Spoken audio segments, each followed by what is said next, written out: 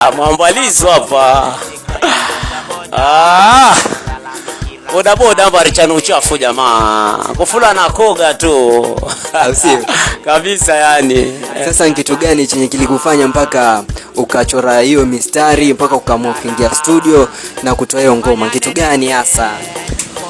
Kwa walisia kabisa ni ile hali ambayo tunaiona sio wenyewe sote. By the way unaweza panda hata mat ukapanda ukapita njiani kila mahali ukapopita ukaenda kwa unakuta majamaa wamekita hapo nini na nini unapita unaona mtu amechukua boda huyo aenda lakini by the way unaona bana baadaye unamsikia analalamika boda mali wachafu kweli. Sasa hiyo kitu ikaenda mpaka nikasikia kwa maredio watu wanaongea. Ndio mimi sasa nikafikiria kaona si vizuri hao ni vijana wetu ni ndugu zetu ni makaka zetu. Unajua kuambiana pia ndio kukula socks kabisa. Hii ni kazi kama kazi nyingine na hii industry imeshika sana. Sasa ina sheria zake na sheria muhimu kabisa ni usafi tu. Kwa sababu unajua wako contact sana na abiria. Na abiria. Sasa abiria yoenda abiria umembeba pale, alafu ukiangalia yuko nyuma yako, lakini ukiangalia hapa chafu. Ndio ikakuletea hapo sasa ikabidi. Kafikiria kaka acha niwaambie tu really. Au sio? Kama kuna hiyo ngoma, hata mimi mwenyewe sikutarajia lakini Mungu tunamshukuru. Au sio? Alinisukuma kabisa nimefika hapa kusikia hiyo sababu kuu. So unamwambia nini yule boda ama yule mwingine, yule mwenye yabebwa na boda unamwambia nini yani? Mwanzo kufikia ujumbe wenyewe ni kuhusu safi. Yaani awe msafi fresh, apige makazi yake mandhari poa.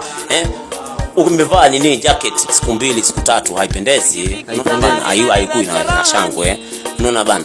Hapo unavaa kidogo nadhifu. Hata kama umepiga unajua vumbi nini na nini kuna sehemu zingine ukienda masaji mengine vumbi nini na nini lakini at least una maintain unavaa shirt kama ni jacket unaivaa siku moja siku ya pili unaifua. Unaona bana? Ili hata abiria wenyewe wakikuzoea kwamba wewe ni msafi utakuwa unapata kazi kabisa.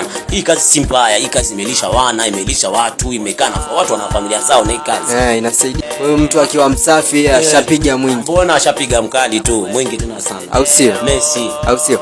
Wasikia sasa mtu wangu ampewa boda kung'ara ni muhimu. Hata mteja wako mbiria wako ndo utapata mbiria mmoja yabebwa na boda moja kwa sababu boda yang'ara hataki boda mwingine. So wewe boda jitahidi sana. Ama wasemaje mtu wangu? Tupatane hapo kwa conversation kuhusu boda unawaambia nini siku ya leo? Tukimalizia tupe kapela ya goma tukiasi kama dakika. Kufula na